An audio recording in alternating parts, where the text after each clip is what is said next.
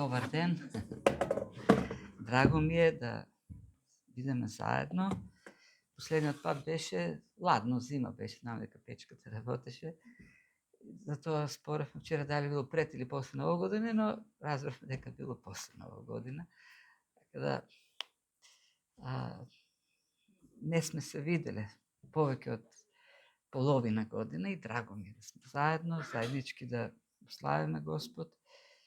Драго ми е што гледам дека црквата продолжува и Андреј така посмело и позрело и поутврдено се вклучува во службата и тоа е еден добар знак. Добар знак за растежот на една црква и ние се молиме за вас и Бог да даде повеќе служители и многу души да дојдат овдека и да го најдат спасението во Господ. Мислам дека од првиот пат кога дојдов проповедав од Јован или не се сеќавам веќе, и се уште сме во Евангелието според Јован и вие сте се уште. Би сакал да ја опфатиме 9-та глава, која е целина, е делот една подолга целина, која почнува уште од 7-та глава. Господ Исус Христос е во Ерусалим на празник.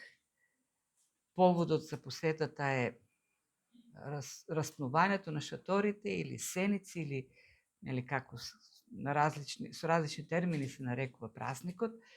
Празник кој според историчарите древни еврејски бил не најголемиот, така позначен, но најпосакуваниот, најумилениот на евреите празник. Се славела една недела, полн со активности, обредности. Луѓето доаѓале евреите од целата диаспора за таа една недела, си правеле кукички од слама, од привремени кукички надвор од градот и во самиот град во дворовите и таму си живееле во кукичките. И било интересно да живеат во такви кукички, да си прават веселби, како подсетување на тие 40 години кога предците нивни живееле во пустината, живееле во такви привремени домови. И на тој начин да одадат благодарност на Бог за грижата што ја покажувал тие 40 години.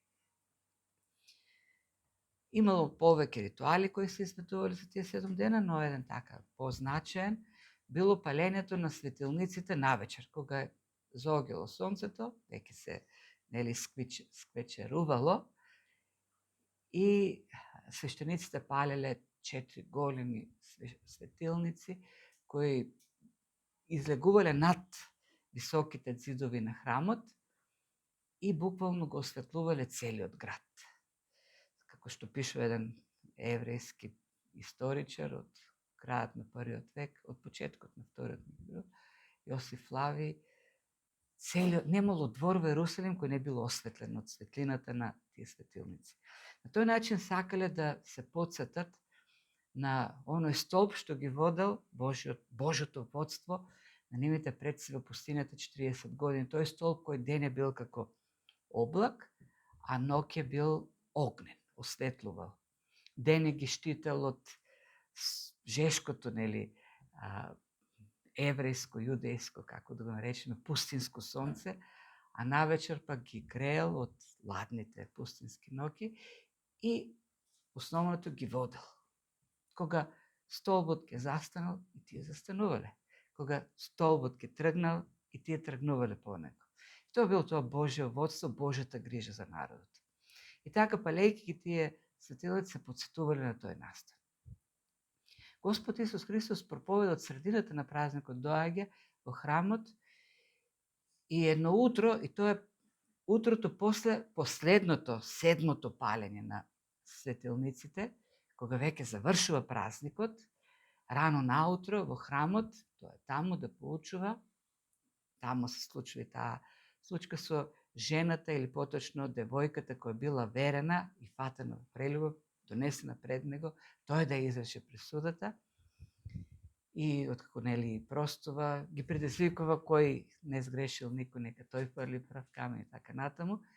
И кога тргнува жената простена во, така да кажеме, нов живот, обновена, тој извикува: јас сум светлината на светот. Кој врви по мене, нема да оди во темнина. Така Христос вели: јас сум тој кој што го водеше народ, јас сум тој што ги водеше вашите предци во пустината. Јас сум тој кој се грижеше за нив. Јас сум тој кој што ги заштитуваше. Јас сум светлината на светот. Јас сум во овој свет кој е во темнина, потонат во незнаење, неможност да ја види својата грешност, бидејќи е слеп, заслепен. Јас сум тој кој доаѓа да го осветли, да му даде духовен вид, да му даде духовни очи, да ја види својата грешност, својата очајна состојба, да ја види потребата од Бог и да го побара спасението, да го побарат неговото водство, да не оди повеќе во темнина, туку одејќи по Христос, да оди само во светлина.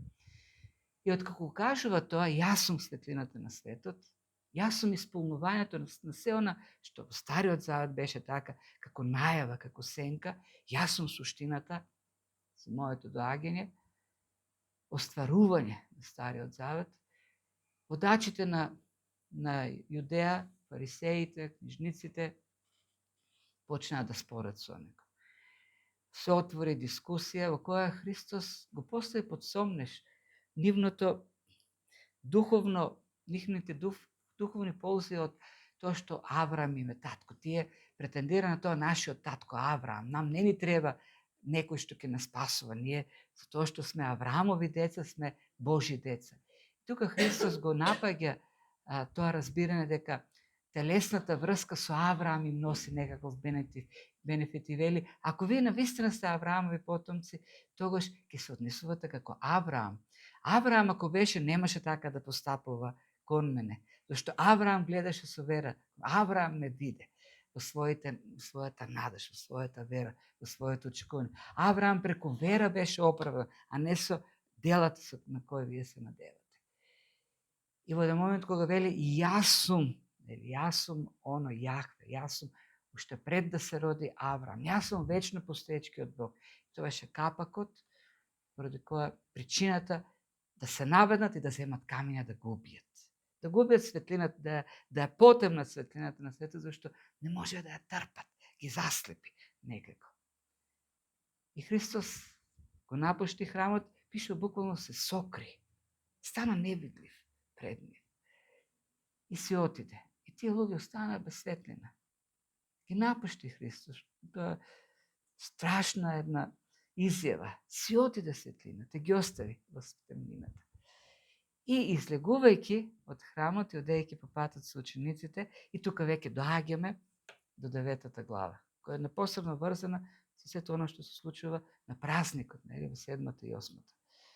И тоа што се случува во 9-та глава е практичен приказ на оно што го говори во 8-та глава. Навистина е светлината на светот.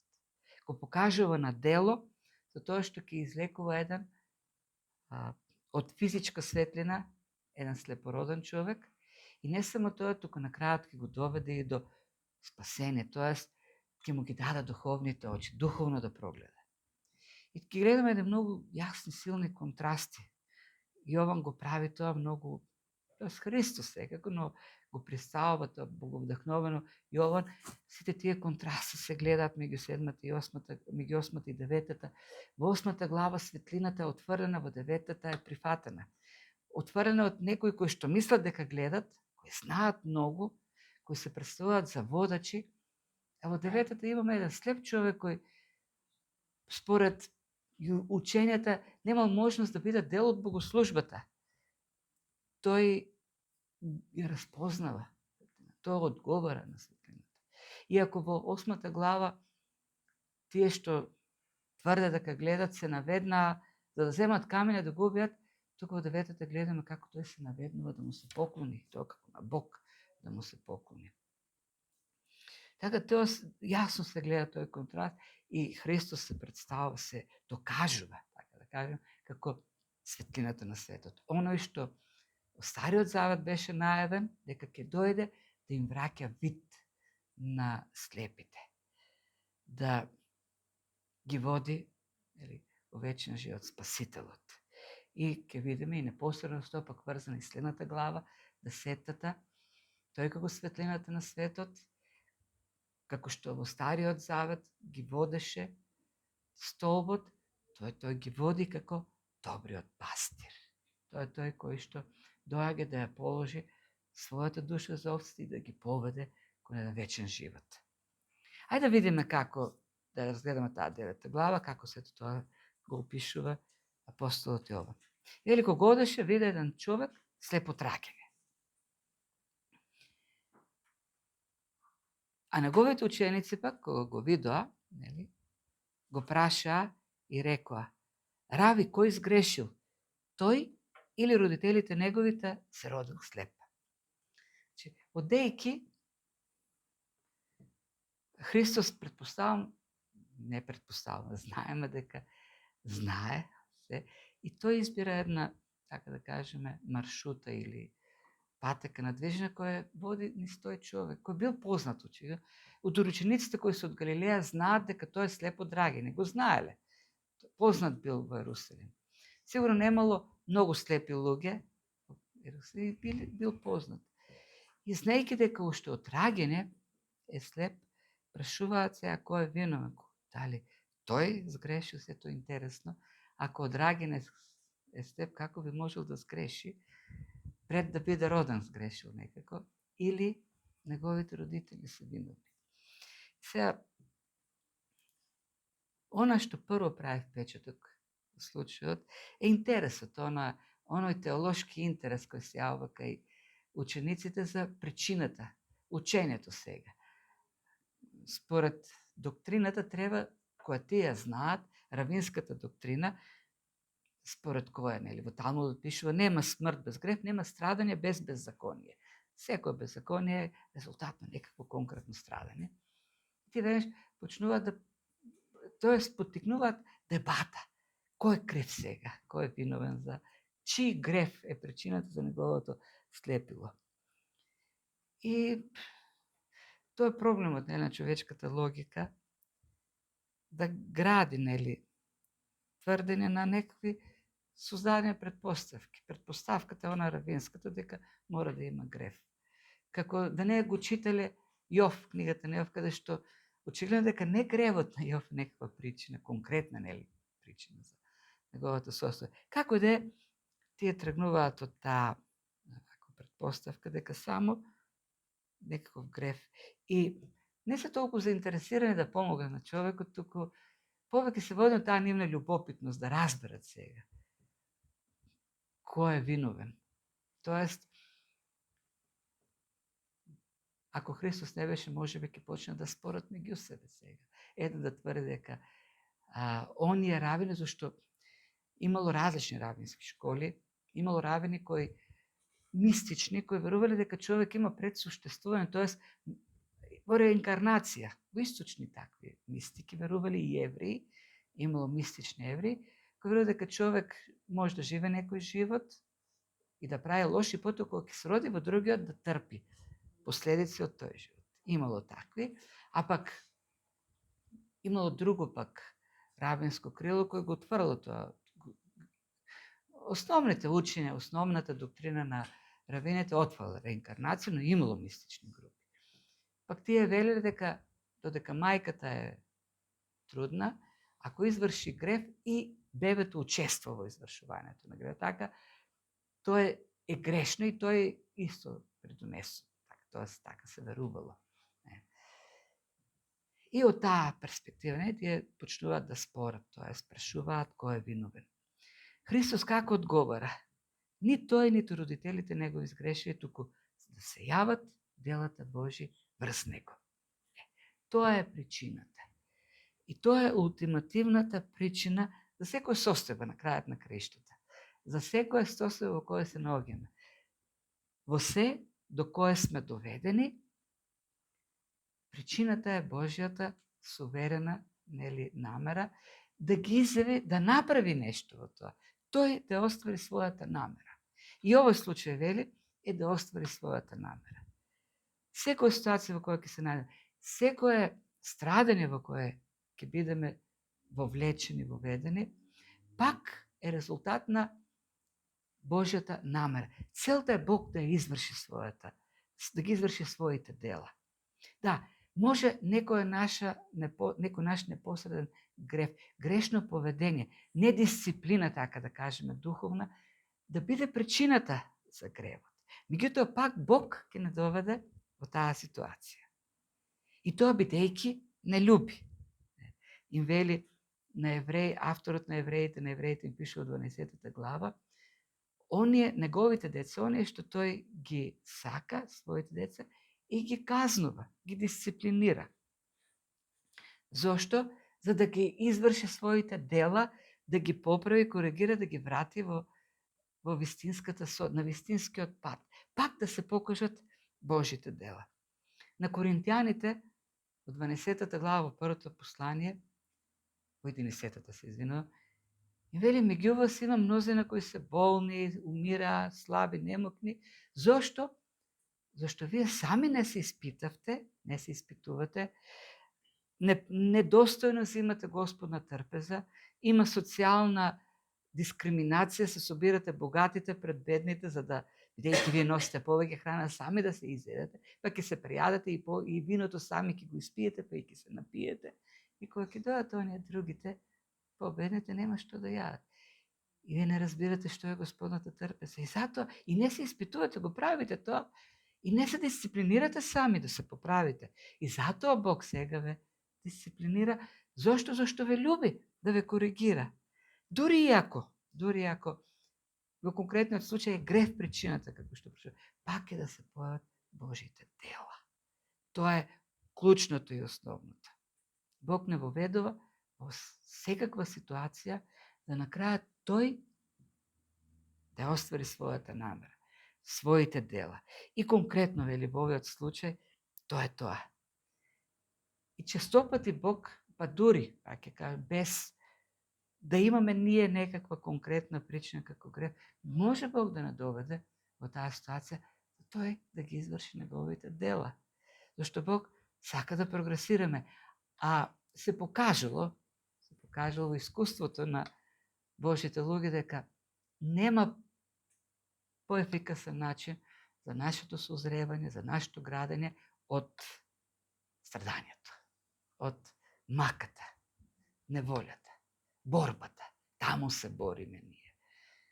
Брановите се тие кои што не утврдуваат, не зацврстуваат. Срцето е најмеко, срцето кое е во Божите раце, срцето кое му припаѓа на Бог, умекнува во тоа Божјо дисциплинирање и не формира. И тоа е искуството што и ние го имаме. Има некои нешта во нашиот живот кои не можеме да ги научиме, нема да ги разбереме додека не поминеме во тие ситуации. Така созреваме. Тоа е едноставно начинот. На друг начин не може да се постигнат тие работи. И тоа е голема служба на Бог. И тоа е големата привилегија да бидеме употребени да се објават Божите дела. Некој може да се каже, тој човек е роден слеп, цел живот бил слеп, зошто за овој момент да се објават Божите дела? Па нема поголема смисла на животот од тоа да се објави Божјото дело. А ние да бидеме пак покорни да се изврши тоа Божјо дело, да се изврши таа намера која Бог ја има.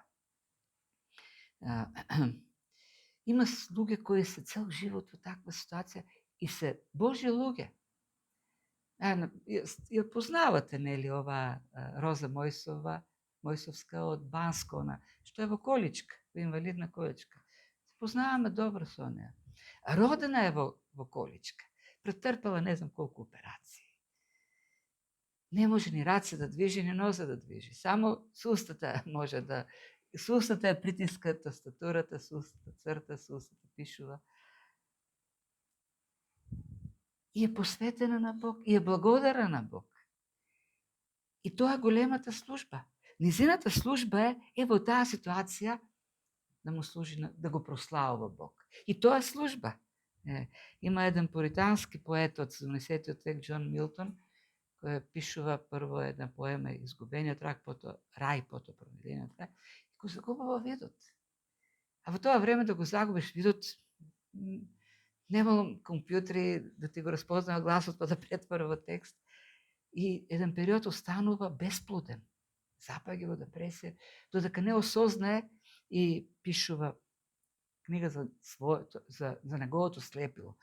Така се вика и книгата, во која вели и тоа е служба. И тоа е служба во страдањето, да стоиш и да чекаш на Бог. Да чекаш да се извршат неговите дела. И наистина тоа се големи служби. Кога некој во маката, големи сведоштва е кога во маката, во неволјата, во страдањето, ти објаваш Божјата слава. Остануваш благодарен на Бог. Тој да ги извршува Божите дела. И на крајот на криштата, и во такви ситуации човек може да биде благодарен. Спрчен пичува за некој слеп човек, верник, кој разговарал со друг верник, кој гледал, и му рекол, знаеш што, јас можам да бидем поблагодарен од тебе и сум поблагодарен од тебе.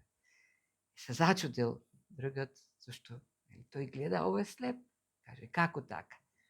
Па рекол човекот, ти имаш несреќата да гледаш секакви лица, и лица кои се гневни, злобни лица, лица кои мразат. Додека првото лице што јас ќе го видам, ќе виде лицето на Христос. И тоа е привилегијата, која ќе прогледам и ќе можам да видам пред мене да е Христос. Ќе бидам поштеден од сите тие грозни гледки што ти си ги имал во животот. Идејата е дека Бог не поставува во ситуации за да ги изврши делата во нашиот живот. И продолжува Христос, имаме ние работа овдека, им вели на учениците. Овој човек е овдека, слеп е овдека, бидејќи ние си имаме служба. И вели, јас треба да, или стари вистинскиот збор овдека е во прво лице множина, ние, како јас, вие, учениците, треба да ги вршиме, и тука повторно во множина глаголот, делата на оној што ме прати додека уште ден, зашто настапува ноќ кога не ќе може никој да работи. Додека сум во светот, и тоа е втората објава во тие 3 глави, 7, 8, 9, втор пат вели, јас сум светлината на светот. Јас сум светлината на светот. Има некаква итност. Го дефокусира погледот, нели, представата на учениците, од нели она прашање кој е крив сега, од таа тема сега да спориме, кон вистинската служба. Ние имаме служба сега. Баталете, кој е крив? Никој не. Се за да се изврши Божјата работа. И важно не е сега да ги извршиме Божјите дела, кои ги сака овдека. И вие сте дел од тоа. Има повик на итност. Зашто ограничено е времето. Сега треба да го правиме тоа. Дури Христос вели и за мене ќе заврши времето. Јас сум, додека сум овдека, светлината на светот, зашто ќе дојде мојот час кога јас ќе си заменам. Но вие останувате. Службата останува. За секој од нас, прво, Христос вели, и вие сте повикани во таа служба. Ке им каже во проповедта на планината во Матеј, вие сте светлината на светот. Град поставен на високо свети. Светилник над светилник не се постава, не се поклопува, тако треба да свети.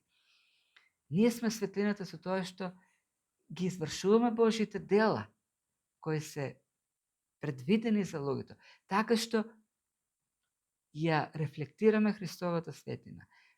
И ние сме повикани од Бог, од светлината на светот, од Семокниот, да бидеме дел од таа негова служба. Оние кои се земени како главни од оганот, од темнината, за да засветат во овој свет. За тоа што ќе го проповедаме Словото на Христос на луѓето во овој свет кои се во темнина и ќе го уживееме тоа Слово.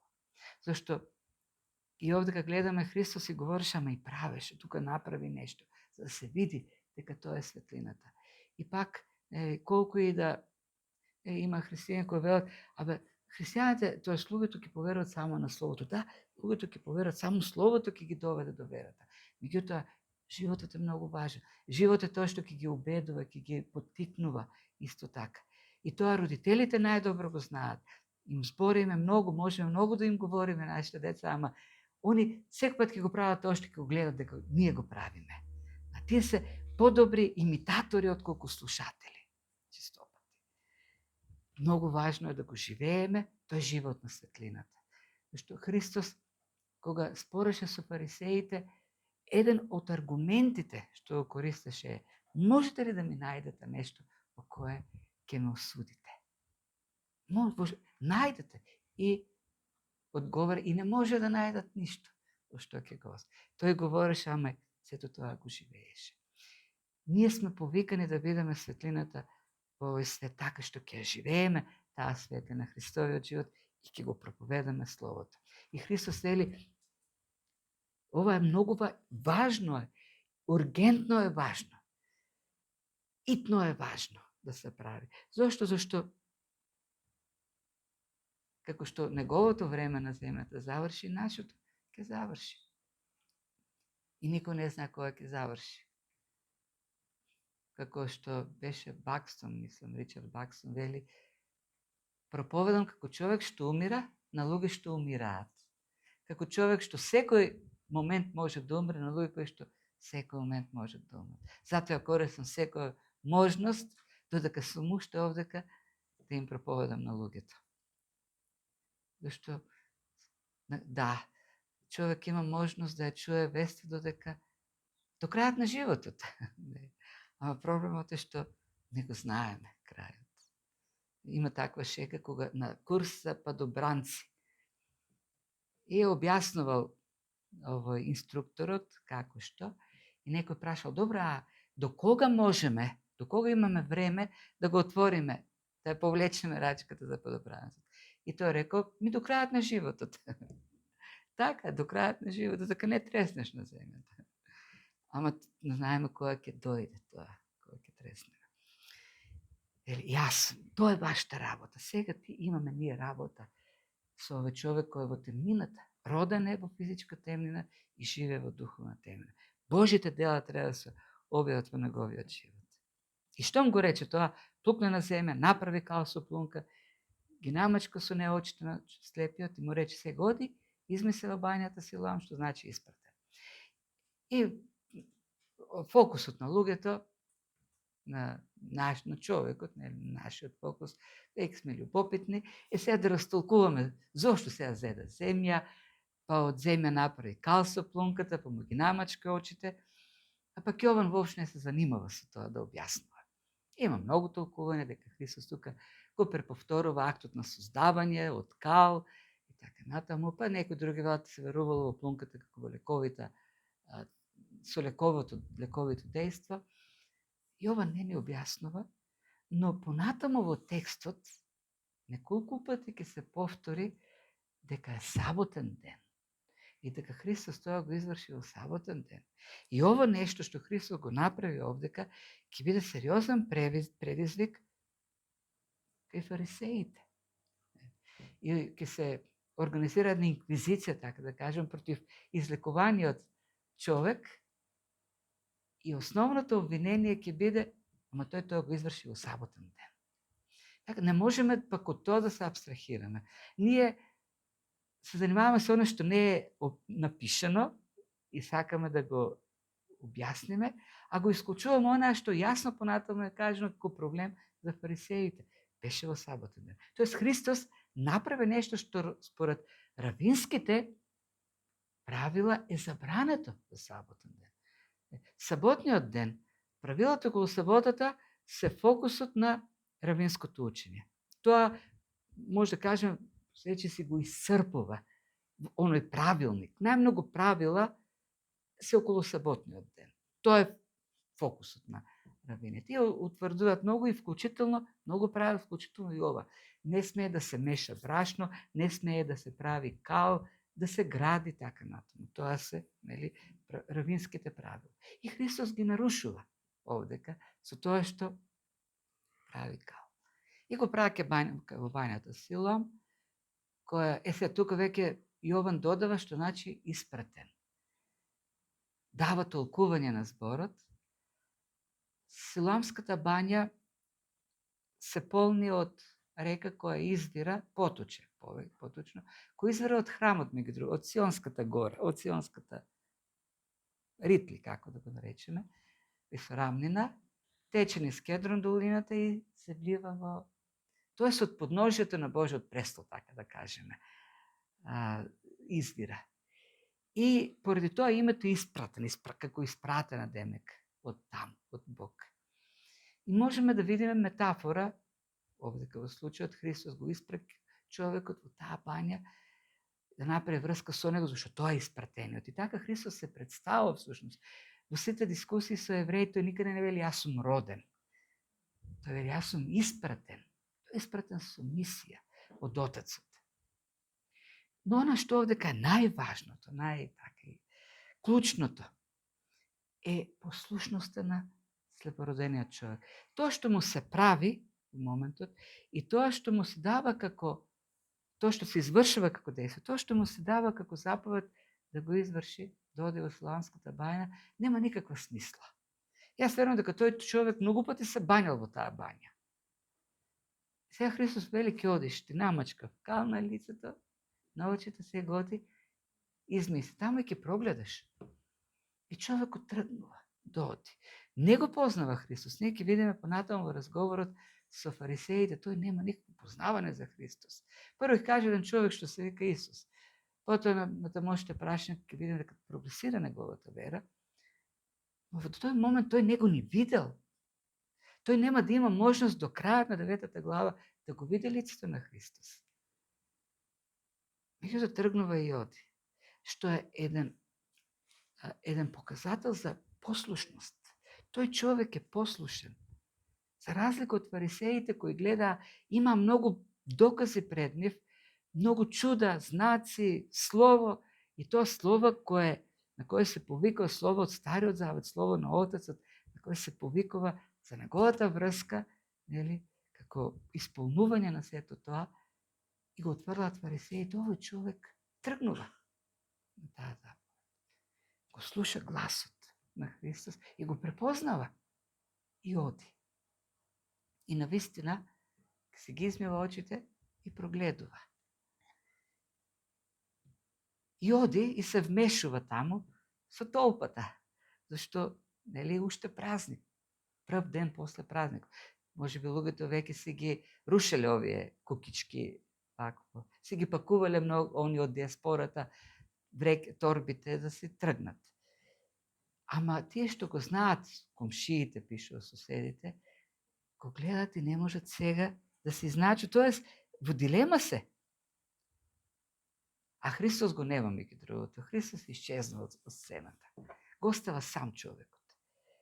А соседите пак, освен се пишува нешто порано, го беа гледале како слеп рекоа, а зар не овој што седеше и питаше? Едни веле тоа, друг личи на него, а пак тој им велеше, абе јас сум, не ме ли познавате? Има забуна, зашто тие свикнале да го гледат прво.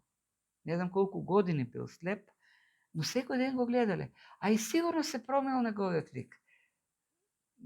Не знам, сте имали може да видите слеп човек. Неговиот поглед е празен. Очите му се бели или потонати. Сега му се менува ликот. Човек. Сигурно изгледа поинако. И погледот има полно, лицето му е полно. А најмногу чудото. Нели, сега може, зашто пак има луѓе кои се личат еден на друг. Може му некој што многу личи, двојник на него. А пак тој тврди, јас сум сигурно. И го прашуваат, добро, што се случи, како ти се отвори очите? И тој вели, еден човек кој се вика Исус, не го познава. Направи као, ми ги намачка очите, ми рече, отиде во бајната. Силом измисе, отидов, се измив и прогледав. Толку. Тоа е ова сведоштво. Тој дава сведоштво за Христос. Како треба да изгледа наше сведоштво? Бака треба да изгледа. Што направи Христос со мене? Тоа е.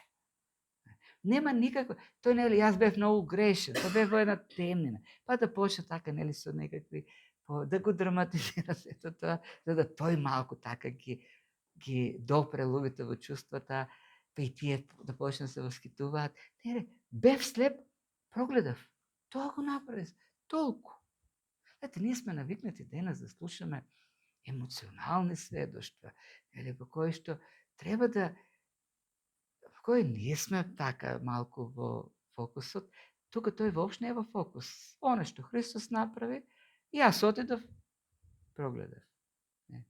Христос тоа го прави во нашиот живот. Ни вели, дојди, поверувај и ќе бидеш спасен. И ние ќе отидеме со вера, ќе поверуваме и нашиот живот се менува. Тоа е сведоштвото. Но луѓето сакат, нели, да додат. Па јас сум слушал сведоштва како, нели, оган некој дошол во нив, во срцата, па се запали, па почнал да гори нешто во нив, па паднале на земјата, не можеле да издржат. И ти кога слушаш си веш, па јас го немав тоа. Има ли проблем? И он ке, да, ти може би имаш проблем со твојата вера, зашто треба да искусиш нешто така. Тој човек не искуси ништо мистично, туку поверува, тргна. И на крајот ќе се поклони пред Христос. И треба да го кажеме, она што Христос го направи, делата да ги објавиме, тоест да ги кажеме сведоштво, да дадеме сведоштво за Божите дела кои се извршија над нас. И да му дадеме славата нему. И го праша каде е тој и рече, немам поем каде е тој, не знам. И ове сега така некако заинтригирани се. Овој направи нешто што го наруши, тој човек Исус, што го излекувал, а тие го знаеле кој е тој, зашто Христос само проповеда веќе 3 дена. А и од порано е познат, зашто така почнува седната глава, го бараат во Ерусалим да го убијат. Заради тоа што па претходно кога беше на празник во Ерусалим, излекува во саботен ден човек кој 39 години бил неподвижен покрај бањата Витезда, и Христос кога го излекува рече да земја постелката и оди си, што повторно беше нарушување на саботниот ден. И од тука натаму пак еден конфликт со фарисеите, после кој тие реши да го убијат. Сега го бара, познати. И слуша дека пак сега, по втор пат во Ерусалим, прави нешто што е спротивно на равинските правила, нешто го учат како учени. Го имаат од авторитетните водачи, теолози во тоа време. И што ќе направат? Го носат во синагогата, кај фарисеите. Или во синедронот, не знам, го носат некаде. Да биде таму распрашуван. И кога го одведо кај фарисеите, пише од 13 стих, човекот кој порано беше слеп, а беше сабота. И тука овој момент го додава Јован, инако Јован не се занимава со такви детали, ако не се суштински. Беше сабота кога го направи Исус кал и му ги отвори очите, го праша, а пак исто така и фарисеите него. Како прогледа? И тој му одговори, ми кладе кал на очите, се измив и сега гледам. И тогаш некој од фарисеите рекоа, не од Бога овој човек, што не уважува саботата, а други пак тргна од една друга позиција. Како може грешен човек да прави такви чуда?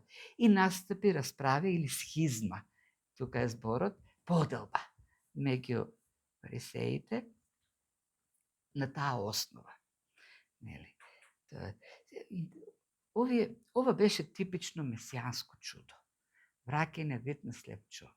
Во Стариот Завет најмногу од пророштвата, тоест во голем дел од пророштвата кои се за Месијата е вклучено тоа, посебно во Исаја, они месијански делови, дека Месијата која ќе дојде ќе враќа вид на слепи луѓе. Например, ај може да прочитаме некои такви. Пишува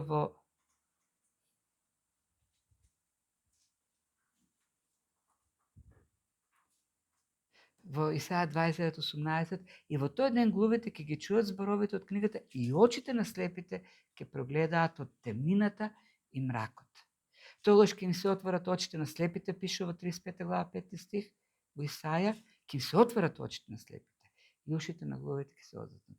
И меѓу другото пак ова е чудо кое му припаѓа само на Бог.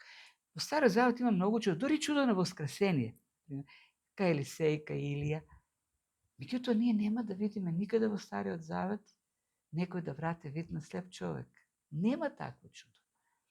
Во Новиот Завет, ако го случиме Христос, нема таков случај. Немаме за свет просведочено. Имаме еве пак воскресение, како од Павле, детето Ефтихи. но немаме случај на воскресение, на исцеление на слеп човек. Тоа некако во Библијата оставено како ексклузивно дело на Месијата.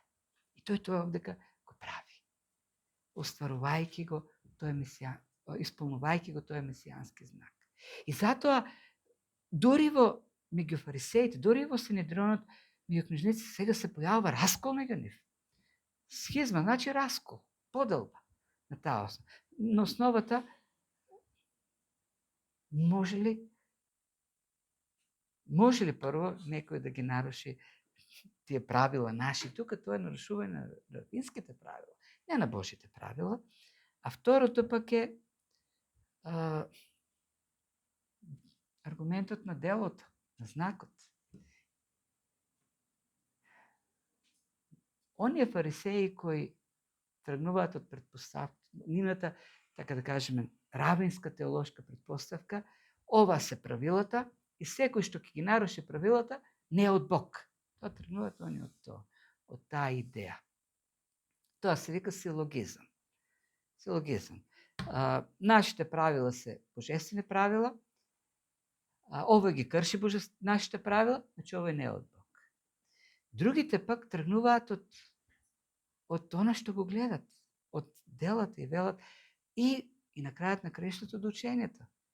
И тие дела се совпаѓаат пак не со равинските правила, но се совпаѓаат со словото го познаваат од Стариот Завет. Тој со ништо не противречи на тоа слово. Напротив, ако тој не е од Бог, како ги исполнува тие работи од Стариот Завет? Веројатно тука бил Никодим, зашто Никодим беше тој што отиде кај Христос, уште на почетокот на првата посета на Христос во Ерусалим, во 3 глава рече: Раве, знаеме дека ти си учител кој дојден од Бог. Зошто? Зашто никој не може да ги прави овие знаци што ти ги правиш ако не е од Бог. Тој сигурно е од Бог.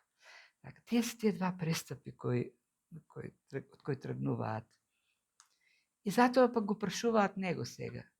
Ама овој момент сакат да го слушнат, дека направи кал и му ги намачка очите. А беше сабота. Тоа е, нели, она што не може да биде сигурно од Бог. И се свртуваат кон него сега во таа пак интересна, ова е многу интересна ситуација. Тие се теолозите таму, тие се авторитетите. Меѓу нив се јавува раскол. И во тој раскол сега се свртуваат кон слепородениот човек, кој пак е прост човек, така, неук. И велат: а ти сега, ај сега, ти пресуди. Тој да пресуди кој е во право во таа поделба. И тој вели, нели, еден, како беше? Ти што велиш за оно што ти ги отвори очите? Тој рече: пророк е. Имаме сега напредок. Овој текст не гледа таа прогресија во верата. Прво каже на човек кој се вика Исус, а сега им вели: се од тоа што јас го слушам, не и во вашата дискусија, сигурно имало дискусија таму, но тие кои што говореле дека не е од Бог, давале аргументи од Талмудот, тие пошто веле дека не може да не е од Бог, давале аргументи од Словото. Делата негови ги потврдувале со Словото. И пророк, и овој човекот вели: сега, Мојсей го правеше тоа, Илија го правеше тоа, Елисеј го правеше тоа. Мојот заклучок е, тоа е пророк. Со други збори, дали од Бог? Од Бог е, да, од Бог е. Не може да не биде од Бог. Зашто не може човек кој не е од Бог да ги прави тие работи. И сега, кога тој кажува така, фарисеите и целото овдека е да го негират чудото. Тоа е нивната основа. Зашто, ај тоа што го наруши саботниот ден, нели е нарушување спортивните правила, но имаме сега доказ. Чудото го имаме. Како чудо. Тоа сега како да го објасниме. И затоа одат кај родителите. Зашто сакат да го оспорат чудото дека навистина се случило. И одат кај родителите, вели, јудејците не поверуваат дека бил слеп. Го негираат чудото. Така пише 80 стих. Не веруваат дека бил слеп и прогледал и ги повикаа родителите на оно што прогледал, ги праша: дали ова вашиот син за кого вели дека се родил слеп? До таа мера одат што еве не очигледното она не можат да го припатат.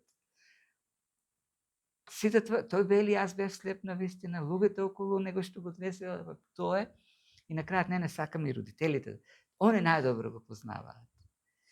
И тука очигледно и тој притисок кој се врши кон родителите да не бидат објективни. И навистина тоа се случува во известна смисла. Тие се политичари во тој контекст. Дали ова вашиот син за кого велете дека се родил слеп? А родителите негови одговори рекоа, да, тој е наш син, тој, да се роди слеп, но сега ние од тука натаму ние веќе ништо не кажуваме. До овдека е нашето. Тој и беше слеп. Сега дали гледа, како гледа, што се случило, ние не учествуваме, не даваме вакво изјави, тоест го користиме правото, како беше тоа во судот, да молчат. Да, за да не биде употребено против нив. И Јован додава, тој голем, прашајте го него, нека ви каже сам, и додава Јован, ова го рекува бидејќи се плашеа од јудејците, тоест од фарисеите. Зошто? Зашто тие беа се согласиле да биде исклучен од синагогата секој што ќе го признае за Христос. Секој што каже ова е од Бог, ова е Месијата, да биде исклучен од синагогата. И тоа е многу сериозно. И затоа продолжува, не завршува Јован, затоа рекоа родителите негови, тој е возрастен, него прашајте го. Тие се поставени пред многу сериозен притисок, кој не е само духовен. Да, синагогата е место на богослужбата, на духовниот живот. Меѓутоа, синагогата или припадноста на синагогата има и социјални аспекти. Ако ти си исклучен од синагогата, не можеш да одиш во друга синагога да станеш член. Како денес, ќе оти на црква ќе направи белја, ќе ги спровода дисциплина, тој ќе се најде друга црква, па дури и ќе проповеда таму. Ако е исклучен од синагогата, тој е исклучен и од општеството. Ако е бизнисмен, веќе му пропаѓа бизнисот, никој со него нема да тргува. Не може да се најде работа. Тоа е една сериозна работа. Исклучен од општеството. И по тој притисок, тие велат, го оставаат нивниот син вака на цедило, иако после толку години прогледал, сега може да гледа кој голем благослов, голема работа. И за нив како фамилија, но тој страв од фарисеите, од исклучување, поголем и затоа остануваат некако неутрални. Некој се каже, ова е неутрална позиција, не е проблем. Не проблем, и Јован за тоа додава. Повеќе им беше важно она дел, животот во синагогата, во општеството, последиците што ќе ги претрпат ако го изберат оној кој го излекува нивниот син меѓу другото, ако Бог го изберат, Месијата, тоа е голема опасност во општеството. Таму. И затоа избираат така. И кога веќе ќе го донесат тоа решение, кога ќе кажат така, и пак сега го повикуваат, пак се враќат со човекот. Знаеш, пак сакат да го уживаат да слушат како повтара слепиот дека као беше направено, како се руши, нели, како се нарушува правилото. И затоа повторно го повикаа, човек кој беше он слеп и му рекол, прослави го Бога, знаме дека овој човек е грешен. Со други зборови, ти ќе го прославиш Бог така што ќе се присоединиш кон нас, кога ќе земеш нашата позиција, зашто тој е грешен. И сега аргументот што го дава овој, пак се држи, нели, човекот, на делото на Христос, на реалноста. Не знам јас не може да навлезам во теолошките спорови, меѓутоа знам дека бев слепов, сега гледам. Тоа е, како можам да кажам нешто друго? Како можам поинаку? Како Лутер, кога го викнале 1521 година во Вормс на Покринскиот, високото тело. Пред тоа е повикуван во Хајделберг, Лајпциг, Аугсбург, на различни нивоа на притисоци. Од монашкиот ред во Хајделберг, потоа во Аугсбург е повикан од кардиналот, пратеник од кардиналот има таму да го притисне некако да се откаже учење. Потоа му е пратен во Лајпциг Џон Екеден, теолог, познавач на црковното учење, католичкото. И тој ги поминува успешно, ги победува сите тие. И на крајот е повикан пред највисокото политичко, таму е императорот на Германија, таму е север, духовните водачи на Германија, политичките управници се таму, и му дадено ултиматум. 24 часа да се откаже од неговото учење. Инаку ќе биде екскомунициран од црквата. Ако е екскомунициран од црквата, тоа значи исклучен од општеството. Веќе нема заштита над него. Секој може да го убие. Секој може да го разгласи. Тој нема заштитата на системот. Тоа значи екскомунициран. И Лутер после непроспиената наоксина Денис Лего вели: не можам поинаку. Тоа е тоа. Не можам против мој. Најдете нешто што е спротивно на Словото. И за тоа треба голема храброст. Тој знае дека ќе биде екскомунициран. Овој човек истото тоа го знае. И слепиот. Дека ако не се согласи со фарисеите, ќе биде исклучен. Ќе биде екскомунициран. И вели: ама како можам поинаку сега? Бев слеп и гледам. И на таквиот аргумент фарисеите пак кажат: добро де, кажи, ај сега пак кажи ни. Што ти направи? Во 26 стих. Како ти ги отвори очите? Ти велиш беше слепа прогледа, ама како се случи сето тоа? Пак да се вратат на тој момент. И сега, до тој момент, човекот соработува, така да кажеме, во распитот. Но векако да почнува и него да го вознемирува сето тоа. И вели: ама веќе ви реков и не чувте. Зошто сакате пак? Да не сакате, може би, вие да станете ученици. Тоест, да не ви треба убедувам. Тоест, кај вас како... тоа не е во негативна форма, кажам, туку кажам во позитивна форма. Кај вас како да има копнеш да станете ученици, ама ви треба се уште малку да ве убедам, нели? И така го кажува тоа во таков стил. И тие кога го слушат него, ти си негов ученик, ние сме Мојсееви ученици. Ние знаеме дека со Мојсей говорил Бог, ова не знаеме од каде. И така одговараат, нели, пак со грубо одговараат. Сакајќи него така да го поистоветат со отстапникот Христос. И сега на така, и тука восхитува мудроста на човек, кога ги слуша тие зборови. Знаеме за Мојсей, знаеме кој е Мојсей, Авраам, кој се Илија, Елисеј, ама за ова не знаеме. И одговорот, многу реторички одговорот на слепородениот, тоест исцелениот човек, го вели: тоа е за чудење сега. Со други збори, ова досега што го видовте, како да не ви беше чудо, тоа што слеп човек е роден. Ова е навистина чудо. Ако ова не бе, ова веќе е пак најголемото чудо, зашто вие кои знаете, нели? Вие не знаете од каде е. Вие сте учителите на Израел. Вие сте пастирите на Израел. И вие не можете мене, простиот човек, да ми кажете како тој ми го врати видот. И продолжува, и сега тој одговара на нивниот силогизам, нели? Има правило, тој го скрши правилото, значи не е од Бог. И сега тој одговара оној другиот начин. И тоа не со силогизам, туку одговара со библиски аргументи. Знаеме ни од Библијата дека Бог не слуша грешници. Тоа е првото. Потоа, Бог го слуша оној што го почитува Бог. Тоа е второто. И третото, тој извршува неговот, кој што исполнува волјата на Бог, него го слуша. И, како заклучок, сте видели ли некогаш Бог да отворил очи на друг? Тоа е некој да отворил очи на слепороден. Се видели досега? А овој го изврши. А Бог отвара очи.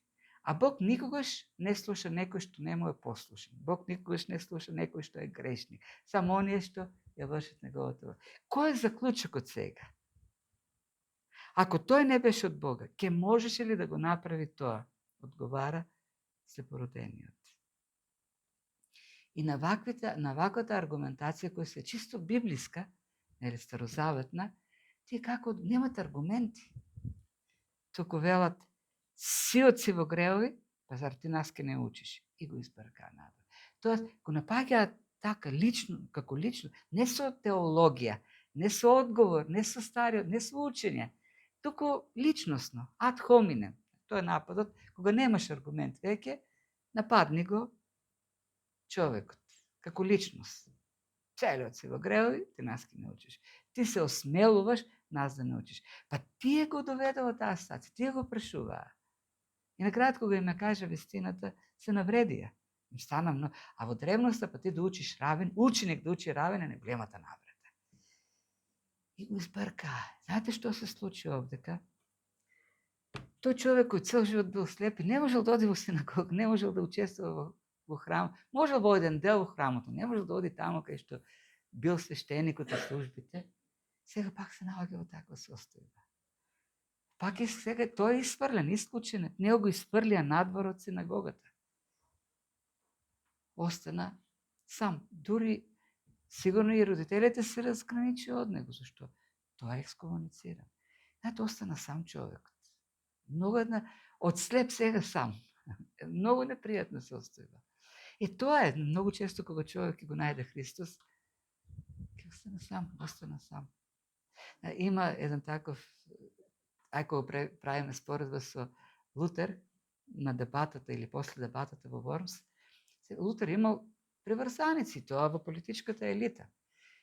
И кога излегол, кога рекол, поинаку не можам, нека Бог ми е на помош, не можам против мојата совест и писмото, и кога го избркале од салата каде што бил судот, кога излегол го пречекала толпа поддржувачи, и еден од кнезовите му дал сребрен пехар или чаша со пиво кој Лутер се доволство испил. Но кога човек излегува овој спор, излегува сам, никој не го чека надвор. Загуби, тој човек го загуби слепилото, ама со слепилото загуби некои други работи. Загуби она поддршката, остана сам. Ама што доби? Кога остана сам, и не седна да плаче, Исус се појавува во овој момент, во 35 стих вели. Исус чу дека го истерале, па го најде и му рече, веруваш ли ти во Синот Божи? Христос знае што се случило, тој знае се. Не може да не знае. Христос го стави во таа ситуација. Го стави за да покаже на тие фарисеи дека се слепи, ништо не може да видат. Дека, еве, овој слеп човек, роден слеп, кој ништо не знаеше, гледаше повеќе, подобро. Дека тој ја виде светлината на светот. И тргна, го распозна и тргна по него. Одговори со вера. И тој им даде многу посилни аргументи. Тој ги даде вистинските аргументи во таа. Тој победи во дебатата. Зошто? Зашто беше со вистината. Беше со Христос. И му рече, веруваш ли ти во Синот Божи? И човекот го прашува. Сега, тоа е, иако не го знае се оште, тоа е авторитет. Не ги прашува фарисеите. Тој разбира дека фарисеите ништо не знаат. За чудење, навистина се вели за чудење. Вие толку знаете, не можете да ми кажете. И му вели, да ти знаеш, ти кажи ми. Ти која ќе ми... Јас верувам во тебе. Има доверба, целосна доверба. И му рече Христос, си го видел, токму оно е кој зборува со тебе. И во тој момент му се поклонува. И тоа е единствениот случај кога некој паѓа му се поклонува на Христос, му се поклони на Христос. Му се поклони како на Бог, го прифати за спасител. Знаете што е овдека, веќе следниот стих, пак ќе дојдат сега фарисеите, нели, ќе видне тој, нели, на слепите за слепи, и фарисеите пак ќе се нареке прави што ние слепи ли сме и така натаму. И после тоа во 10 глава тој се објавува како добриот пастир. Јас сум добриот пастир кој се ги дава, кој се го дава животот за своите овци. Кога сите го напуштија, дојде добриот пастир. Да си ја земе, да си ја прифати неговата овчичка, која го слуша неговиот глас. Видите, толку луѓе имаше таму, и тоа многу пати ќе каже во 10 глава. Моите овци го слушат мојот глас и го препознаваат. Моите овци ме следат мене, го слушат мојот глас и ме следат мене. Од сите тие таму луѓе, овој човек го препозна гласот на Христос, го позна. И тргна. по Христос. И тоа за нас големиот предизвик. Што слушаме ние? Кој глас слушаме? Тие таму повеќе сака да се беа влюбени во нивните гласови, во нивните учења и во она што го носеше општеството како привилеги да се останат во синагогата, прифатени. А кога Христос им говореше, светлината им стеснуваше духовната зеница да не можат да гледат. Се ги запушуваа ушите и Христос им каже, ако не знаевте, ако не знаете, ако немавте знаење, немаше да бидете осудени. Бидејќи видовте, гледате, знаете, затоа ќе бидете. Останувате во судот. Зашто тој глас не го сака Христовиот. Знаете, денес многу христијани исто така многу повеќе ги сакаат гласовите на лажните учители, оние што ги галат нивните уши, а кога Христовиот глас, кога неговото слово ќе се проговори, си ги запушуваат ушите зашто не им одговара. Не им е сладок. Не е пријатен за нивната душа. И си бараат учители по нивниот вкус, кои говорат учења кои ги задоволуваат нивните телесни страсти. Го остремели преку словото, молитвата, воопштењето со Бог, духовниот слух, духовната чувствителност, за да го следиме Христос секојдневно во секое нешто што правиме. Овој човек, иако слеп, на крајот во послушноста, верата што е покорноста, што ја покажуваше, беше доведен до спасението, до живот. Стана дел од Христовото трло, кој го следи него. Од почетокот до крај покажуваше послушност и погресе. Прво кога му каже Исус оди да се избави. Потоа на сите прашања, на целиот притисок на фарисеите одговараше со вера. Прво рече човек по име Исус, потоа рече пророк. На крајот рече ова е од Бог, не може да го прави тоа ако не е од Бог. И на крајот кога Христос му рече јас сум Месијата, јас сум Синот Божи, падна пред него. Зашто беше човек кој се заслуша, дојде со вера кај него. Тоа е. Ние како луѓе не можеме да живееме без таа светлина. Изгубени сме. Овци сме без пастир, лутаме. Немокни, неспособни, фрустрирани, безнадежни. Христос е оној кој што не осветлува со Словото. Христос е тој кој што не води по патишта, по сигурни патишта. И тој секогаш ќе биде со нас. И сите да не напуштат, тој е со нас. Ќе не води. Затоа да се трудиме, да имаме ние дисциплина од наша страна, да си го читаме, да си го проучуваме Словото, што тоа е гласот на нашиот пастир. И во молитва, отворени срца, тој ќе ни дава благодат, барајќи ја таа благодат. Уште повеќе, се повеќе, да стануваме чувствителни на неговото водство. И во секојдневните ситуации во кои што доаѓаме, да избираме покорност кон него, да ги избираме правилните, да ги правиме правилните решенија за неговите дела да се остваруваат во нашиот живот. Ни треба секојдневно, постојано општина со него. Тој е нашиот водач, тој е светлината на светот, тој верно не води, но бара од нас исто така, бара од нас да се стремиме, да вложуваме од нас се што имаме, со што располагаме. Целосно да се посветуваме нему.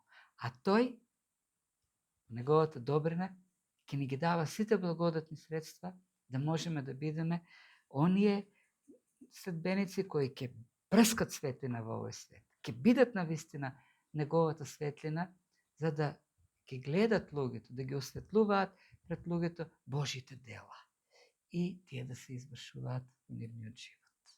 Нека Господ ни биде на помош, да ни помага, за да бидеме, да се поучуваме од тие големи примери. Па да се молиме. Татко Небесен, ти благодариме за Твоето Слово, ти благодариме што ти си, со тоа ни е светлина, ти си ни го дал, не си го сокрил. Ти не си мистериозен Бог кој се криеш. Ти си Бог кој сакаш да се откриваш и се откриваш. И ние се молиме, Господи, за Твојот дух. Се повеќе да го осветлува нашиот живот, да ги открива темните места во нас. И преку Словото да ги наоѓаме решенијата. Да се преобразуваме, Господи, од лик во лик по Твојата слава.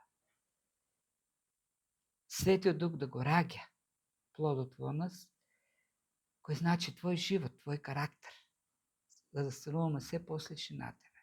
И гледајќи на луѓето, Господи, да го гледат Твојот живот.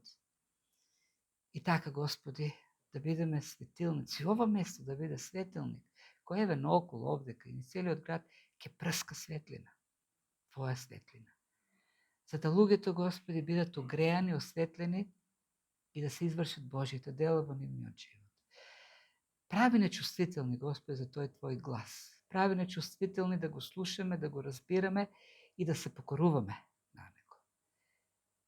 Да ги препознаваме Твоите дела и да ги извршуваме во животите на другите. Да се стремиме кон тоа, да се молиме овој град, Господи, да биде Твој град.